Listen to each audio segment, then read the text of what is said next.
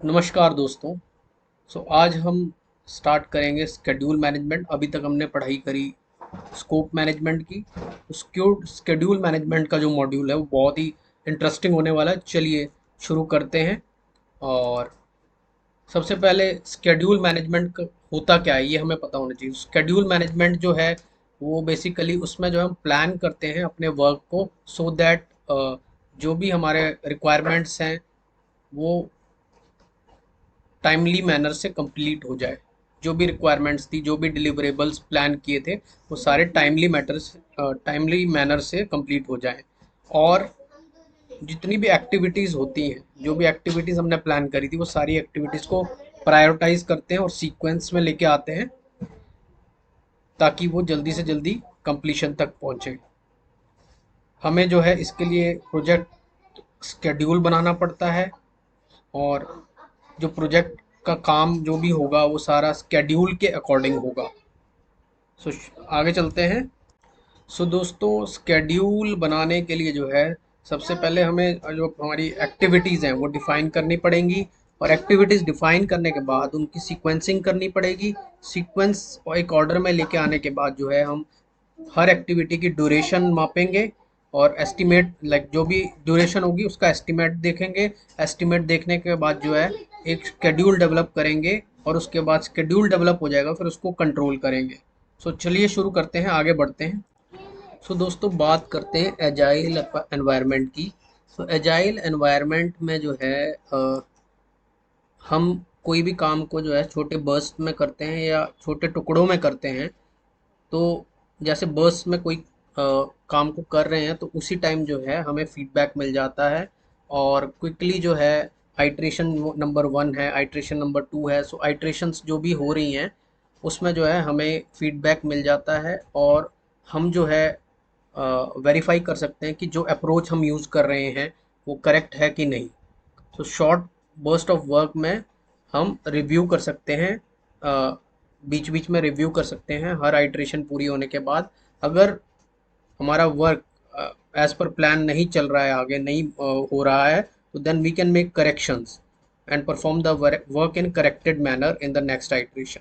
अगली आइट्रेशन में जो है हम करेक्शन करके दोबारा से जो है आइट्रेशन नंबर 2 बना सकते हैं। हमारा बेसिकली जो स्केड्यूल होता है किसी भी आइट्रेशन को पूरा करने का, वो ऑन डिमांड होता है। जैसी डिमांड होती है, जैसा वर्क रहता है, वैसा ही स्केड्यूल हमें बनाना पड़ता है। सो जो हमारा फर्स्ट है या आइट्रेशन है वो एज पर रिक्वायरमेंट है कि नहीं, ये हमें जल्दी पता चल जाता है और then we can make corrections. दोस्तों, 3 तरह की अप्रोचेज़ होती हैं, जैसे कि प्रेडिक्टिव हो गई, अडेप्टिव हो गई और हाइब्रिड हो गई। अडेप्टिव आपको पता है एजाइल अप्रोच होती है। बड़ी जो कंपनी होती है, लार्ज कंपनी होती है, उसमें combination of short term projects भी होते हैं और लॉन्ग टर्म बड़े प्रोजेक्ट भी होते हैं। तो उसमें हमें अपनी अप्रोच को जो है डिफरेंट प्रोजेक्ट मैनेजमेंट मेथड्स के ज़रिए जो है कस्टमाइज करना पड़ता है और जो है फिर उसको इम्प्लीमेंट करना पड़ता है। बड़े बड़े जो प्रोजेक्ट हैं उनको हैंडल करने के लिए हम जो भी बेस्ट प्रैक्टिसेस हैं वो प्रेडिक्टिव, अडेप्टिव और हाइब्रिड जैसी अप्रोचेस में से ले सकते हैं और उनको जो है इम्प्लीमेंट कर सकते हैं। बात करेंगे नेक्स्ट शेड्यूल मैनेजमेंट प्लान के बारे में। शेड्यूल मैनेजमेंट प्लान में जो है बेसिकली हम इन्वॉल्व करते हैं मेजर्स ऑफ परफॉर्मेंस। दोस्तों, शेड्यूल मैनेजमेंट प्लान में जो है हम प्लान करते हैं, मैनेज करते हैं और कंट्रोल करते हैं शेड्यूल को, जो प्रोजेक्ट का शेड्यूल है। और इसमें जो है हम ये डिटरमिन करते हैं कि जो परफॉर्मेंस मेजरमेंट है वो कैसे होगा, फिर उसके लिए जो डेटा कैप्चर होगा वो कैसे होगा परफॉर्मेंस को मेज़र करने के लिए। और परफॉर्मेंस मेजरमेंट हो जाएगा तो जो कैप्चर्ड डेटा है उसको कैसे यूज़ करेंगे प्रोजेक्ट को ट्रैक पे वापस लाने के लिए। अगर कोई वेरिएंस आता है तो क्या एक्शन लिए जाएंगे जिससे जो है वो वेरिएंस जो है वो उसको कम किया जा सके। अब बात करेंगे स्केड्यूल मैनेजमेंट प्लान में क्या क्या होता है। दोस्तों इसमें हम देखेंगे कि स्केड्यूलिंग के लिए कौन से मेथोडोलॉजी हम यूज़ करेंगे, वो इसमें एक्सप्लेन किया होगा। देन उसके अलावा कौन सा सॉफ्टवेयर है स्केड्यूलिंग के लिए जो हम यूज़ करेंगे, कौन कौन से सॉफ्टवेयर यूज़ करते हैं। फिर जो है rules for stating units of measure. इसमें देखेंगे यूनिट्स ऑफ मेजरमेंट क्या होंगी स्केड्यूल को मैनेज मेजर करने के लिए।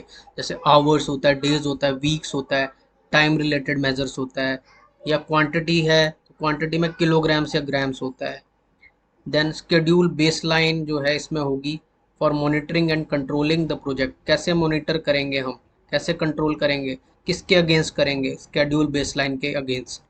देन दोस्तों performance measure use for identifying variances जो कैसे आइडेंटिफाई करेंगे, प्रोजेक्ट जो कितना पीछे चला गया वो कैसे वेरिएंस निकालेंगे। तो उसके लिए जो परफॉर्मेंस मेजर्स होते हैं वो लिस्टेड डाउन होते हैं इसमें। और acceptable variances, what range of variance is acceptable and is beyond the threshold of being acceptable. मतलब वेरिएंस का भी थ्रेशोल्ड होता है, तो वो क्या होगा। अगर स्केड्यूल में चेंज रिक्वेस्ट आता है, स्केड्यूल को चेंज करने के लिए रिक्वेस्ट आता है, तो उसको कैसे कंट्रोल किया जाएगा, उसके लिए क्या प्रोसीजर होगा, रिपोर्ट्स कैसे जनरेट होंगी, फाइनल रिपोर्ट्स। ये सब कुछ हमें मिलता है स्केड्यूल मैनेजमेंट प्लान में। दोस्तों स्केड्यूल में वेरिएंस जो होता है उसको वो क्या होता है। स्केड्यूल में वेरिएंस जो होता है कि हमने ये टाइम स्लॉट, ये टाइम ड्यूरेशन सेलेक्ट किया था पर्टिकुलर वर्क पैकेज के लिए, लेकिन उससे ज़्यादा टाइम लग रहा है उस वर्क पैकेज को कंप्लीट करने के लिए। कितना ज़्यादा टाइम लग रहा है वो वेरिएंस होता है एक्चुअल में।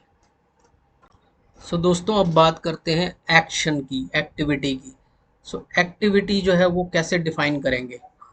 हमारा प्रोसेस है डिफाइन एक्टिविटीज़। इस प्रोसेस में जो है हम वो टास्क या एक्शंस या एक्टिविटीज़ जिनसे हमारे डिलीवरेबल या वर्क पैकेजेस प्रोड्यूस होंगे उनको डिफाइन करते हैं।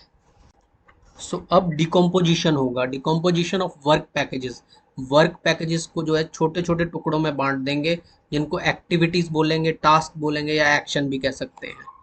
और टूल जो यूज़ होगा उसको बोलेंगे डिकम्पोजिशन टूल। छोटे टुकड़ों में बांटने का मतलब है एक्टिविटीज़, उन छोटी छोटी एक्टिविटीज़ का कॉस्ट, उनका ड्यूरेशन, उनका स्केड्यूल और उनका जो रिस्क है उनको हम जो है एस्टिमेट लगा सकें उनका। अब समय आ गया है एक्शंस को डॉक्यूमेंट करने का, सो दैट उन एक्शंस को हम आइडेंटिफाई करेंगे जिनसे हमारा जो डिलीवरेबल हैं वो प्रोड्यूस होंगे। उन एक्शंस को, उन एक्टिविटीज़ को जो है डॉक्यूमेंट करेंगे हम अब।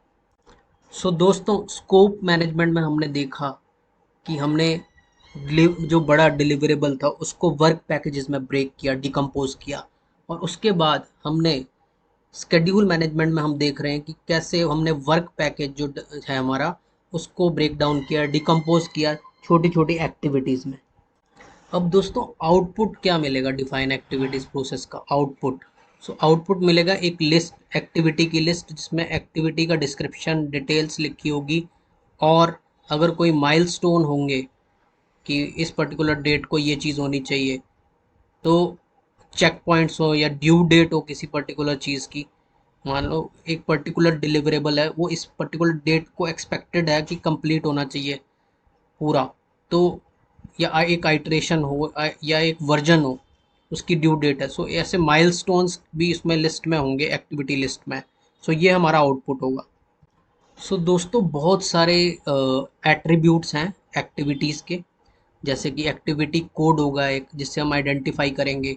देन एक्टिविटी जो है उसके लिए क्या क्या रिसोर्सेज चाहिए, मटेरियल हो सकता है रिसोर्स, या ह्यूमन रिसोर्स हो सकता है। और एक्टिविटी के लिए रिस्पॉन्सिबल कौन सा पर्सन है, वो पर्सन के डिटेल्स, प्री उससे पहले वाली एक्टिविटीज़, प्रीडिसेसर एक्टिविटीज़ कौन सी रहेंगी, सक्सेसर एक्टिविटीज़ कौन सी रहेंगी, लीड्स, लैग्स, इसके बारे में हम आगे पढ़ेंगे। दोस्तों ये सारे एट्रीब्यूट्स होंगे।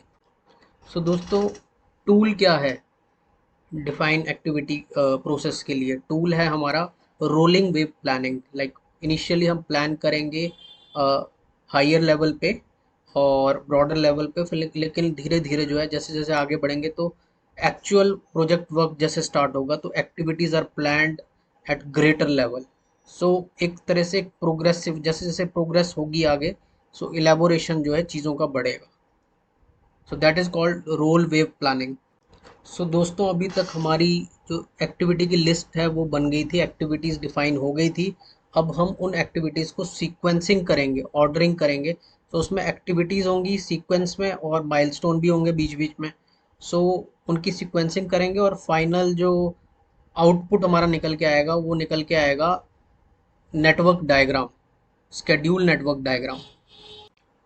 सो बाद में हम ये इस डायग्राम को यूज़ करेंगे फाइनल प्रोजेक्ट स्केड्यूल को बनाने के लिए, जो हमारा स्केड्यूल नेटवर्क डायग्राम होगा। सो दोस्तों, नेटवर्क डायग्राम क्या होता है? नेटवर्क डायग्राम होता है जो सीक्वेंस और ऑर्डर्ड एक्टिविटीज़ हमने एक्टिविटीज़ हैं हमारी हमारे स्केड्यूल में, जो सीक्वेंस और ऑर्डर्ड एक्टिविटीज़ हैं उन्हीं को बोलते हैं नेटवर्क डायग्राम। जब हम सीक्वेंस में लगा देते हैं एक्टिविटीज़ को, जिसमें काम होना है प्रोजेक्ट में, उस सीक्वेंस में लगा दिया एक्टिविटीज़ को, तो उसको नेटवर्क डायग्राम बोल देते हैं। और उसमें जो है नेटवर्क डायग्राम में हमें दिखता है कि एक एक्टिविटी की डिपेंडेंसी दूसरी एक्टिविटी पे कैसे है, वो सब हमें दिखता है। लेकिन अभी ड्यूरेशन हमें नहीं दिखेगा। जब हमें ड्यूरेशन दिखेगा नेटवर्क डायग्राम में तो क्रिटिकल पाथ भी हमें शो होगा।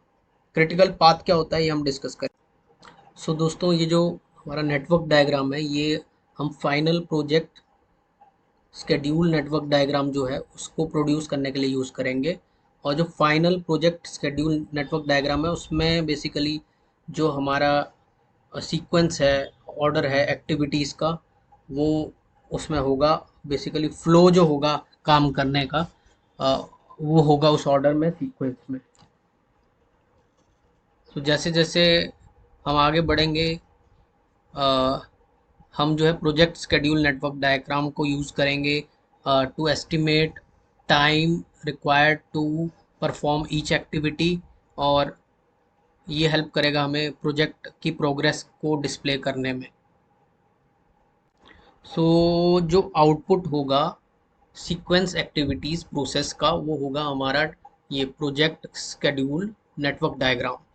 और इसके अलावा जो हम कुछ अपडेट्स भी करेंगे प्रोजेक्ट डॉक्यूमेंट्स में, एक्टिविटी लिस्ट में, एक्टिविटी एट्रीब्यूट्स में भी चेंजेस हो सकते हैं। माइलस्टोन लिस्ट है अगर हमारे पास, उसमें भी चेंजेस हो सकते हैं। प्रोजेक्ट मैनेजर का जो है काम है रियलिस्टिक बजट और स्केड्यूल बनाने का। उसको समझना होगा कॉन्स्ट्रेंट्स को अच्छे तरीके से, इससे पहले कि प्रोजेक्ट स्टार्ट हो। टीम जो है एक्टिविटीज़ करना स्टार्ट करे, एक्शन करना स्टार्ट करे। It is the duty of project manager कि एक रियलिस्टिक बजट और स्केड्यूल के साथ वो सामने आए। So make sure all of the requirements, जितनी भी रिक्वायरमेंट्स थी वो सारी कंसिडर की जाएं before the project execution starts. अगर प्रोजेक्ट मैनेजर की जो सीनियर मैनेजमेंट है उसने एक टाइट स्केड्यूल दिया है, एक कॉस्ट दी है, तो वो कंसिडर करनी जरूरी है प्रोजेक्ट मैनेजर के लिए बिफोर ही starts to engage these resources, time और मनी। सो दोस्तों, अब हम देखेंगे जो हमारे नेटवर्क डायग्राम कैसे बनते हैं उसके मेथड्स। तो सबसे पहला मेथड जो है वो पीडीएम है, दूसरा है जीईआरटी गर्ट। सो पीडीएम मेथड जो है वो मोस्ट कॉमन मेथड जो यूज़ होता है, और उसमें जो है दो एक्टिविटीज़ के बीच में डिपेंडेंसी दिखाई जाती है। सो जो नोड्स होते हैं उसमें डब्बे जो होते हैं, बॉक्सेस जो होते हैं, वो एक्टिविटी को रिप्रेजेंट करते हैं, और जो एरोज होते हैं वो डिपेंडेंसीज को रिप्रेजेंट करते हैं। तो जैसे कि हम एक डायग्राम में देखते हैं, दो बॉक्सेस हैं, जे बॉक्स और एम बॉक्स।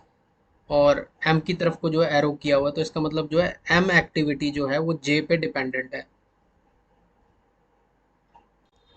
सो पहले जो है एक्टिविटी जे होगी, फिर एक्टिविटी एम होगी। सो आइए दोस्तों, और क्या क्या रिलेशनशिप हो सकते हैं दो एक्टिविटीज़ के बीच में, वो देखते हैं।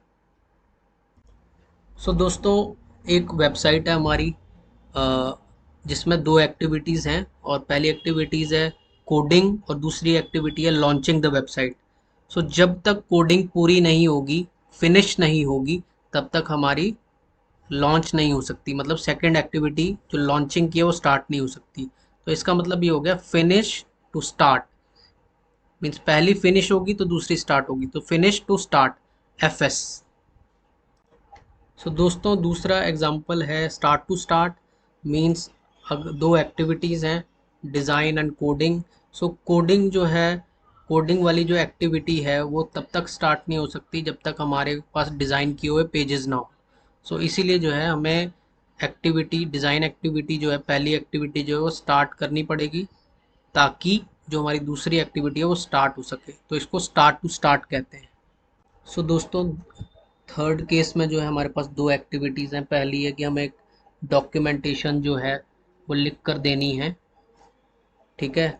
लिख कर देंगे डॉक्यूमेंटेशन जो है, उसके बाद ही जो है सेकंड एक्टिविटी जो कि एडिटिंग है वो फिनिश हो सकती है।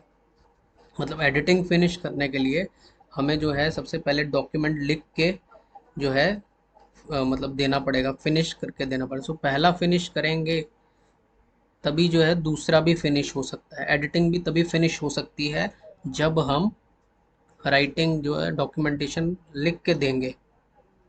सो जो फोर्थ केस है वो है कि हमारा सक्सेसर एक्टिविटी जो है, जो अगली एक्टिविटी है, नेक्स्ट एक्टिविटी है, वो फिनिश हो उससे पहले ही हमारा जो मेन एक्टिविटी है वो स्टार्ट होनी चाहिए। तो दोस्तों, अगला जो मेथड है नेटवर्क डायग्राम बनाने का वो है GERT, GERT, graphic evaluation and review technique. ये एक्चुअल में मॉडिफाइड वर्जन है नेटवर्क डायग्राम बनाने का। सो इसमें जो है इसके दो करेक्टरिस्टिक हैं जिससे इसको आइडेंटिफाई कर सकते हैं। पहला कि ये कंप्यूटर सिमुलेटेड है, और दूसरा इसमें एक्टिविटीज़ के बीच में लूप हो सकते हैं। सो दोस्तों, जो एक्टिविटीज़ होती हैं हमारी, उसके बीच में जो डिपेंडेंसीज होती हैं वो चार तरह की होती हैं। पहली जो है वो मैंडेटरी डिपेंडेंसी होती है, और जो कि ज़रूरी होती है, जिसको लाइक नेचर ऑफ प्रोजेक्ट जो है उसमें वो मैंडेटरी होती है। फॉर एग्जांपल जो है, अगर फ्लोर बनाना है तो बेस बनाना जो है मैंडेटरी है, बेस बनाए बगैर जो फ्लोर नहीं बन सकता। So mandatory dependency. Then discretionary dependency है, जो कि ऑर्गेनाइजेशन, कोई पर्टिकुलर ऑर्गेनाइजेशन का प्रोसेस है और वो उसको प्रेफर करती है। देन हमारी है dependency external dependency. External dependency होती है जैसे कि गवर्नमेंट पे डिपेंडेंसी है, मतलब हमारे प्रोजेक्ट में प्रोजेक्ट जो है डिपेंडेंट है या होल्ड पे चला गया बिकॉज ऑफ गवर्नमेंट हियरिंग। सो एक रिलेशनशिप हो गया हमारे प्रोजेक्ट के बीच में और जो नॉन प्रोजेक्ट एक्टिविटीज़ है गवर्नमेंट की, उसके बीच में। सो एक्सटर्नली हम डिपेंड हो गए गवर्नमेंट पे, और प्रोजेक्ट जो है होल्ड पे चला गया। ऐसे ही इंटरनल डिपेंडेंसी होती है, तो that is based on the project need, project की ज़रूरत क्या है उस बेस। सो ये जो इंटरनल डिपेंडेंसी होती है ये प्रोजेक्ट टीम के हाथ में होती है। एंड इसका एग्जांपल है जैसे कि you can't test a machine unless you assemble it. आप जब तक मशीन को असेंबल नहीं करोगे तब तक टेस्टिंग नहीं हो सकती है। तो ये प्रोजेक्ट की नीड है। सो इन्हीं को जो है चार भागों में बांट दिया गया है: mandatory internal, mandatory external, discretionary internal, discretionary external. दोस्तों, अब हम जानेंगे लीड्स और लैग्स के बारे में। लीड्स और लैग्स में क्या डिफरेंस होता है ये देखेंगे। तो सबसे पहले हम एक एग्जांपल लेते हैं कि एक बिल्डिंग कंस्ट्रक्ट हो रही है जिसके अंदर सबसे पहले तीन कमरे बनेंगे, जिसमें तीन कमरे बनेंगे और तीन कमरे बनेंगे और उसके बाद जो है उसमें पेंट होगा। सो तीन कमरे बनाने का जो टाइम है वो है 25 दिन, और पेंट करने का जो टाइम होगा वो होगा 20 दिन। सो दोस्तों, जैसे ही एक कमरा रेडी होता है, जैसे ही एक कमरा रेडी होता है, हम एक्टिविटी 2 को शुरू कर सकते हैं, मतलब पेंट करना शुरू कर सकते हैं। बाकी 2 कमरे जब रेडी होंगे तब देखेंगे। एक कमरा रेडी हो गया है और हम जो है अब पेंट करना शुरू कर सकते हैं। सो जितने दिन एक कमरा जितने दिन में एक कमरा जो है हमारा रेडी हो गया है, यानी कि एक्टिविटी 1 जो है, जितने दिन में कुछ परसेंटेज ऑफ एक्टिविटी 1 जो है वो चल रही है, कुछ परसेंट ख़त्म हो गई है, तो दोस्तों जितने दिन पहले एक्टिविटी 2 स्टार्ट हो गई है उसको लीड टाइम बोला जाता है, उसको लीड टाइम बोला जाता है। सो यहाँ पे मैं एग्जांपल देख रहा हूँ, एक्टिविटी 1 जो है वो 25 दिन की होगी और एक्टिविटी 2 जो है वो 20 दिन की होगी। लेकिन जैसे ही एक्टिविटी 1 के 20 दिन पूरे हुए, इन्होंने जो है एक्टिविटी 2 स्टार्ट कर दी, मतलब 5 दिन और बचे हुए हैं। सो 5 दिन पहले ही एक्टिविटी 1 के ख़त्म होने के 5 दिन पहले ही एक्टिविटी शुरू हो गई, तो लीड टाइम यहाँ पे क्या होगा, 5 दिन का, 5 डेज का। सो इस तरह से जो है हमें जो है 5 दिन का जो है एक लीड टाइम मिल गया है, एक पॉजिटिव वैल्यू मिल गई है, जिसमें जिसमें एक ओवरलैप दोनों एक्टिविटीज़ के बीच में हो रहा है, टाइम का ओवरलैप, और पैरेलली जो है हम दोनों एक्टिविटीज़ को कर पा रहे हैं।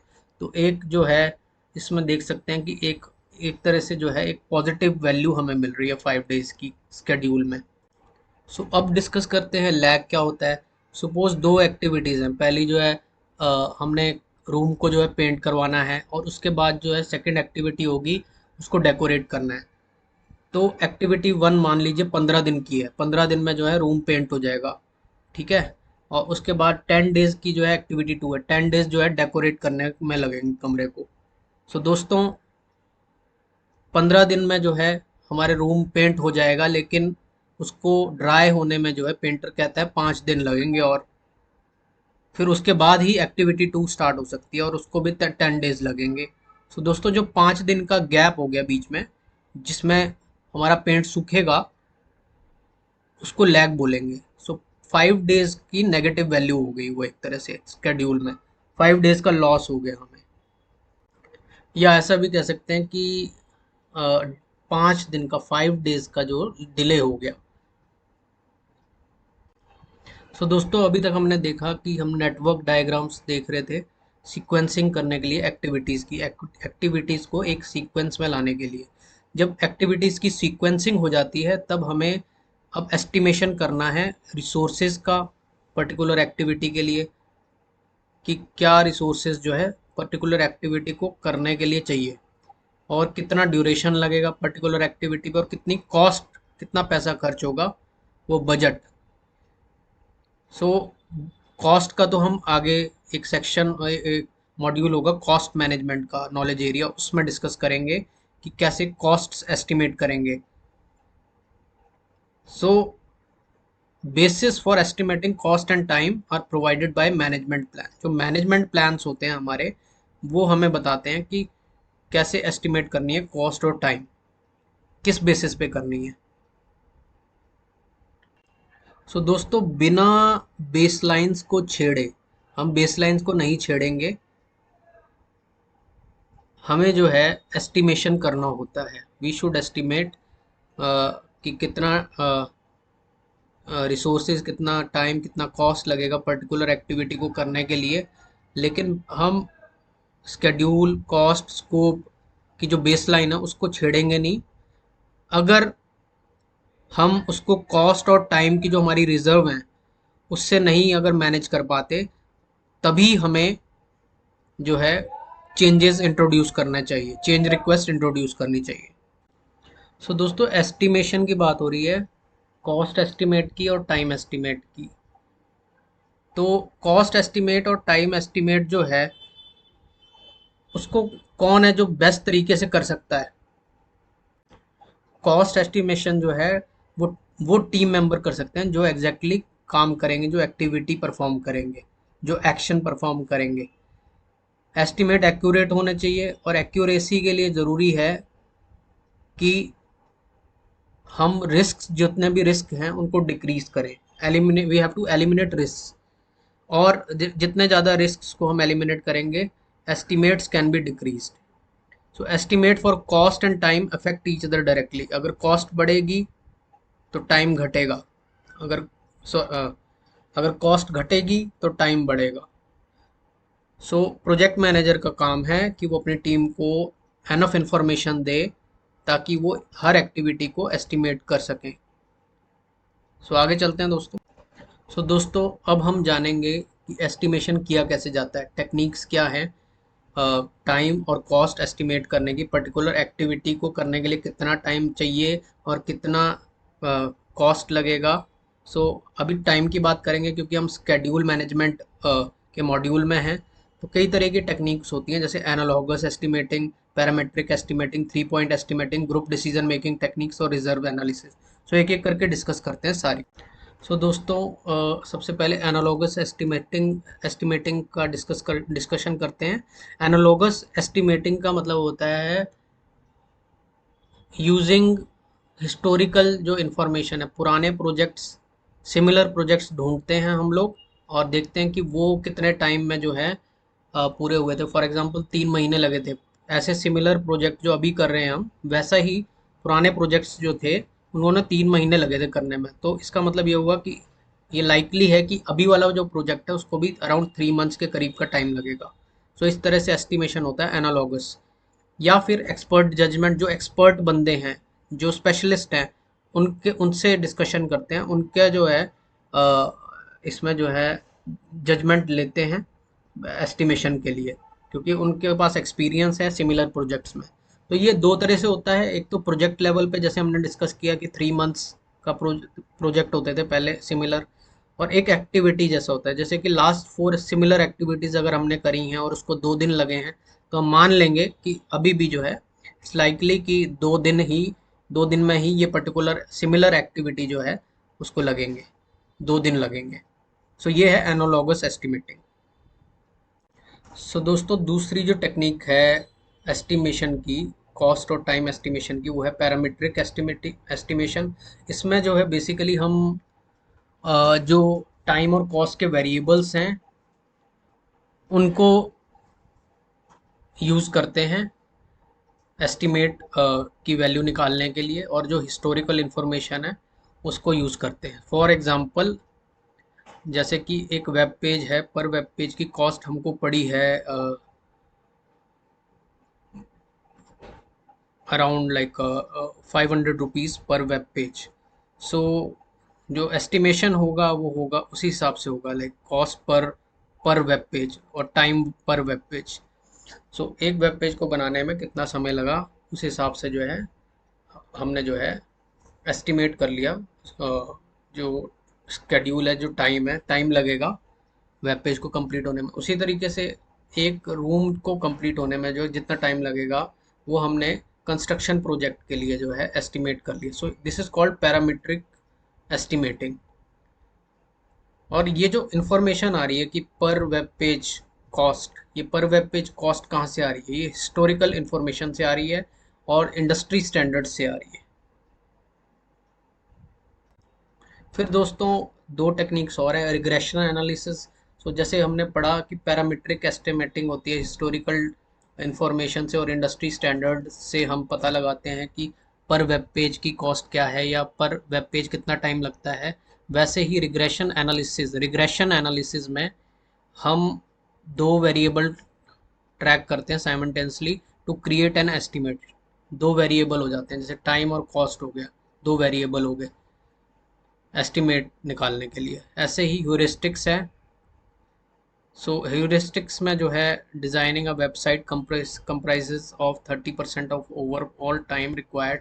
सो एक जनरली इंडस्ट्री में एक्सेप्टेड रूल है कि डिज़ाइन करने के लिए वेबसाइट को 30% of overall time required to develop a website. So उसमें से 30% टाइम डिज़ाइनिंग के लिए लगता है।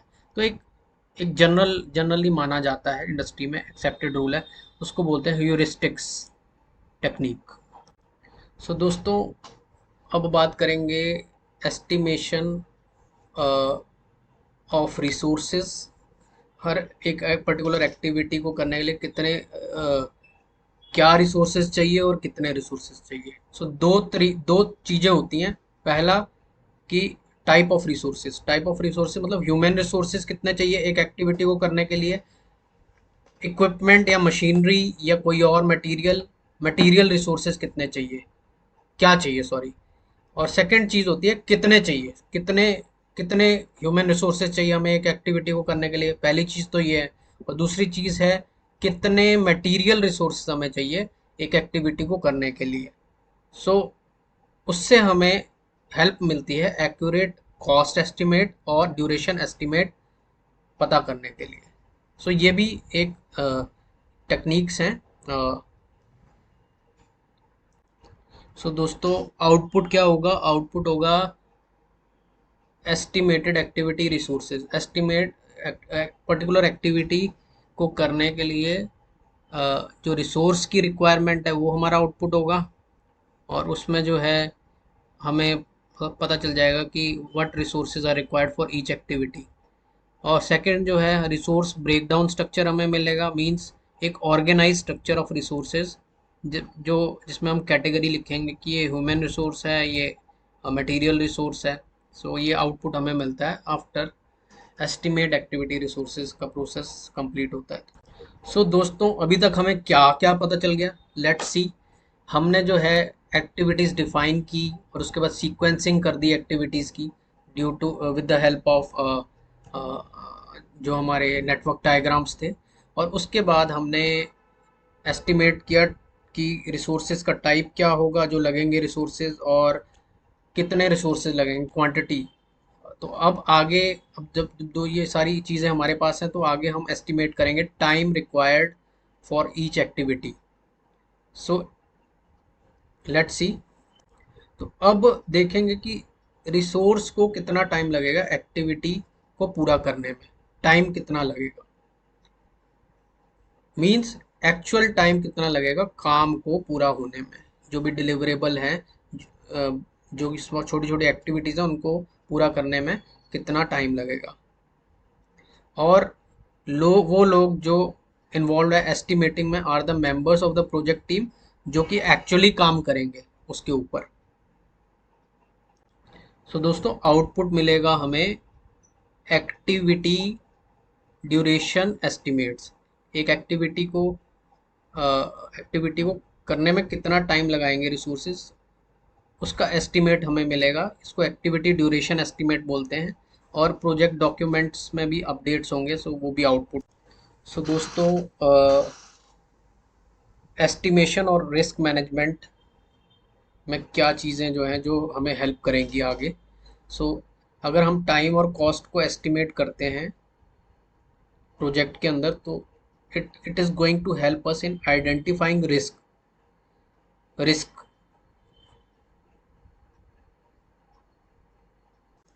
जितनी ज़्यादा एक्टिविटी की रेंज होगी उतना ज़्यादा ग्रेटर रिस्क होता है, और जितना ज़्यादा स्टैंडर्ड डेविएशन होता है एक्टिविटी का उतना ज़्यादा रिस्क होता है। सो रिस्क मैनेजमेंट अगर हम करते हैं तो it is going to help in reducing the range of time and cost estimates on the project. Hence risk management allows the project to, अगर रिस्क मैनेजमेंट ठीक से की जाए तो सेव, हमारा टाइम भी सेव होगा, मनी भी सेव होगी by decreasing the range of time and cost estimates. So दोस्तों अब मिलते हैं शेड्यूल मैनेजमेंट के पार्ट 2 पॉडकास्ट में। Thank you so much for watching this and listening to this podcast.